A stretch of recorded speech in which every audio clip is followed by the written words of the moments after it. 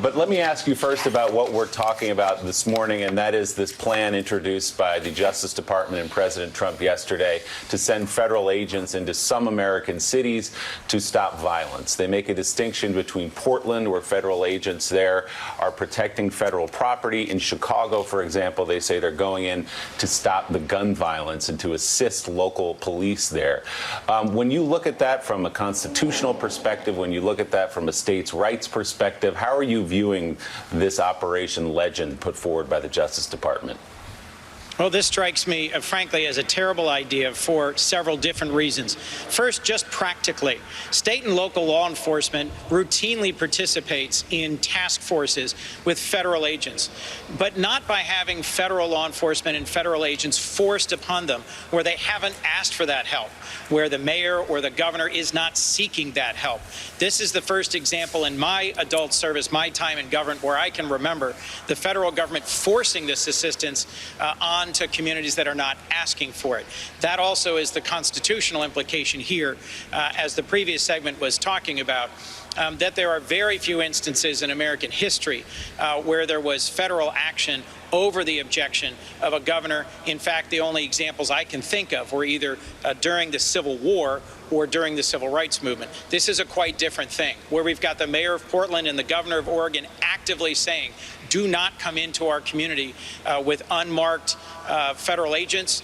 That's setting a terrible precedent. That the Attorney General and President are now doubling down on that and insisting on sending extra law enforcement to communities like Chicago, where the mayor is saying, you are not welcome on these terms. I think it's setting a terrible precedent.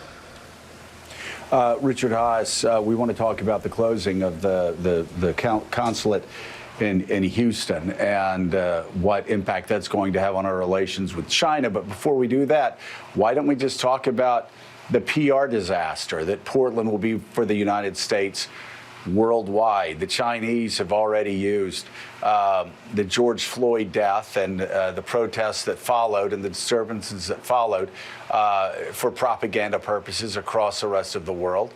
And certainly now they'll superimpose images of what's happening in Portland with images of what happened in Hong Kong. Of course, it'll be a moral, they'll be preaching moral equivalency where there is very little, but at least Donald Trump is giving them the images right now that will be used against us across the world. You're exactly right, Joe. You know, important part of foreign policy is who and what we are, what we project, not simply what our diplomats do.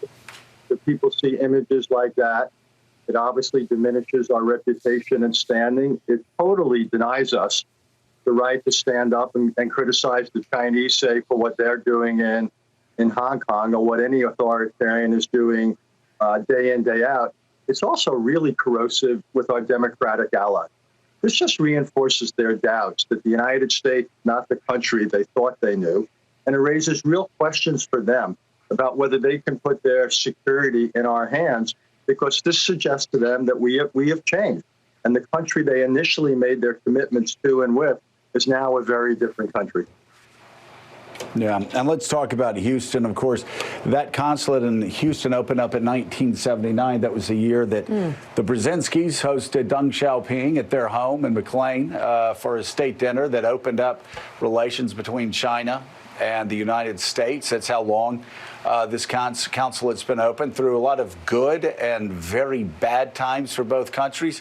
What are the consequences of closing this consulate? Because it seems like it's just going to start a series of escalating moves by both sides. Look, no one should doubt that the Chinese are doing inappropriate things, whether it's taking intellectual property, certain types of espionage, potentially using students, getting access to laboratories. You mentioned 1979. Deng Xiaoping's China and Xi Jinping's China are more than 50 years away. This is a very different China. The question, though, is how to respond, and we could have responded with a scalpel. Instead, we responded with a sledgehammer. We could have had certain diplomats forced to leave. We could have students leave. We could deny certain kinds of students access to certain laboratories. Instead, we did this big, let's close the consulate. This is a page out of the Cold War playbook. China will respond in kind at a minimum. We have 6 consulates in China.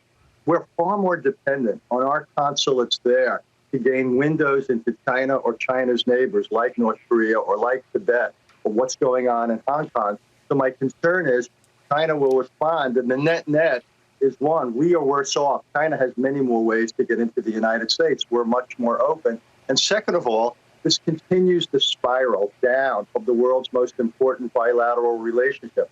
So, pardon me for, saying the obvious, but this looks a lot more about politics here than it does about foreign policy. We ought to be working with China still to deal with North Korea's nuclear and missile challenge, with climate. We have real trade issues. So this, to me, is not diplomacy. This is politics.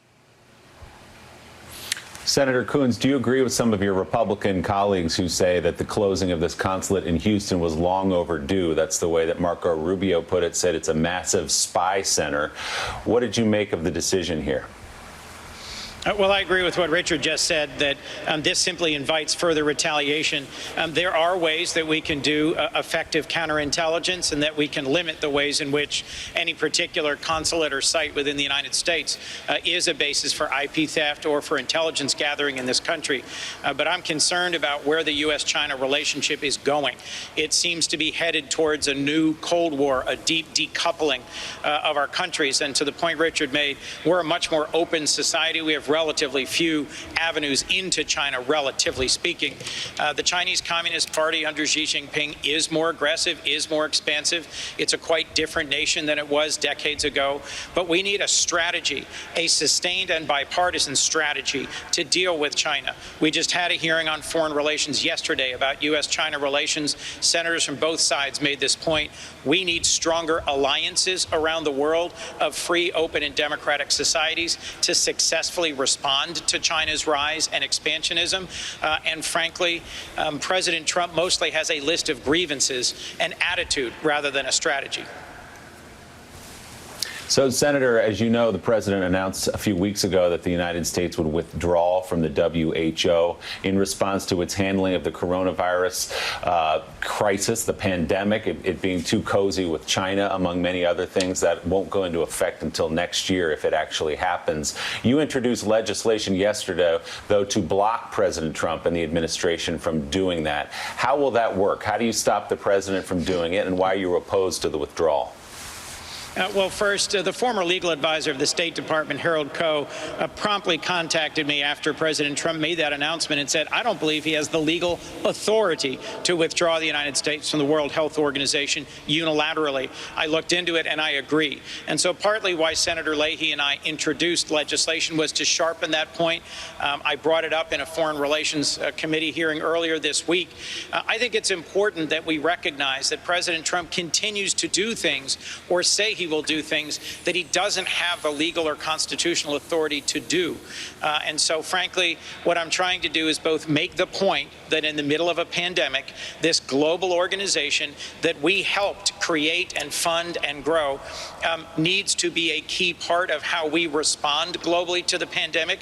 There are reasons to be critical of its early response to this pandemic, but we will be more successful reforming and reviewing the WHO's actions by remaining a part of it rather than stepping out of it. This is just part of a long pattern of Trump's actions of withdrawal from virtually anything that is part of the global network of organizations and alliances we've built over 7 decades that have provided a key platform for our security and prosperity and to advance our values. That's right. These have taken years. These are relationships that have taken decades, and he breaks them down just day by day. Senator Chris Coons, thank you so much.